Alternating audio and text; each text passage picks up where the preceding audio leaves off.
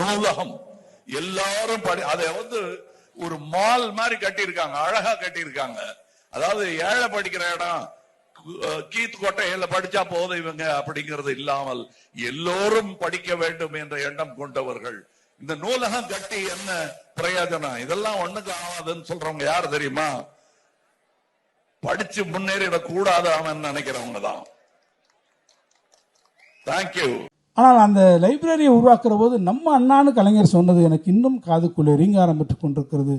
அண்ணா மறைந்தாலும் அவருடைய சீடர் கலைஞர் இன்னும் இருக்கிறார் என்கின்ற உணர்வை அது தந்தது. அப்போ சொன்னார், என்னை கூப்பிட்டு, பிரம்மாண்டமாக உருவாக்கிட்டேயா, ஆனால் மனசில் வச்சுக்கோ, இந்த பிரம்மாண்டம், இந்த லைப்ரரியுடைய தோற்றம், இங்கே இருக்கக்கூடிய புத்தகங்களின் எண்ணிக்கை, வெளியே இருந்து இருக்கக்கூடிய இந்த கம்பீரம், சிறப்பு, இதெல்லாம் சாதாரணமாக இருக்காங்க பாருங்க, அவங்க மனதில் இதுக்கு ஒரு பெரிய அச்ச உணர்வு வந்துடக்கூடாதியா. அவன் பார்த்துட்டு ஐயோ இது ரொம்ப பெரிய இடமா இருக்குது, இதுக்குள்ளே போகலாமா வேணாமா நினச்சிடக்கூடாதியா.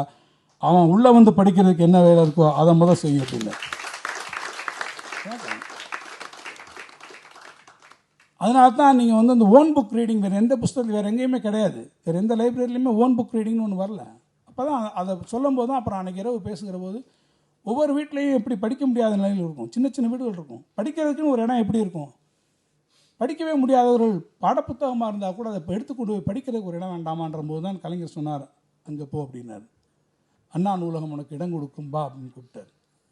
சரி.